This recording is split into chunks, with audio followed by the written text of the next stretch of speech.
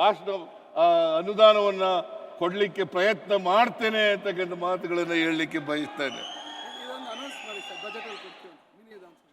ಆಮೇಲೆ ಒಂದು ಮಿನಿ ವಿಧಾನಸೌಧ ಮಾಡಬೇಕು ಅಂತ ಹೇಳಿದ್ದಾರೆ.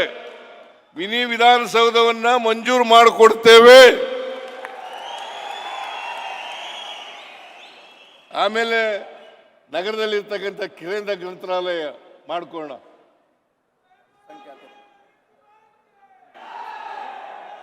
ಗ್ರಾಮೀಣ ಅಭಿವೃದ್ಧಿ ರಸ್ತೆ ನಾನು 25 ಕೋಟಿ ಕೊಟ್ಟನೆಲ್ಲ ಏನ್ ಮಾಡಿದ್ರಪ್ಪ?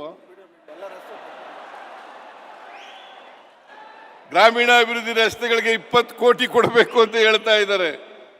ಲೋಕೋಪಯೋಗಿ ಇಲಾಖೆ ರಸ್ತೆಗಳಿಗೆ 20 ಕೋಟಿ, ಅಲ್ಪಸಂಖ್ಯಾತರ ಕಾಲೇಜುಗಳ ಅಭಿವೃದ್ಧಿಗೆ 10 ಕೋಟಿ, ನೆಹರು ಕ್ರೀಡಾಂಗಣ ಅಭಿವೃದ್ಧಿಗೆ 5 ಕೋಟಿ, BR ಅಂಬೇಡ್ಕರ್ ಭವನ ಮುಂದುವರೆದ ಕಾಮಗಾರಿಗೆ ಹಂತ ಹಂತವಾಗಿ ಎಲ್ಲ ಕಾಮಗಾರಿಗಳಿಗೂ ಹಣವನ್ನು ಒದಗಿಸ್ಕೊಡ್ತೇವೆ ಅಂತಕ್ಕಂಥ ಮಾತುಗಳನ್ನು ಹೇಳಲಿಕ್ಕೆ ಬಯಸ್ತಾ ಇದ್ದೇನೆ.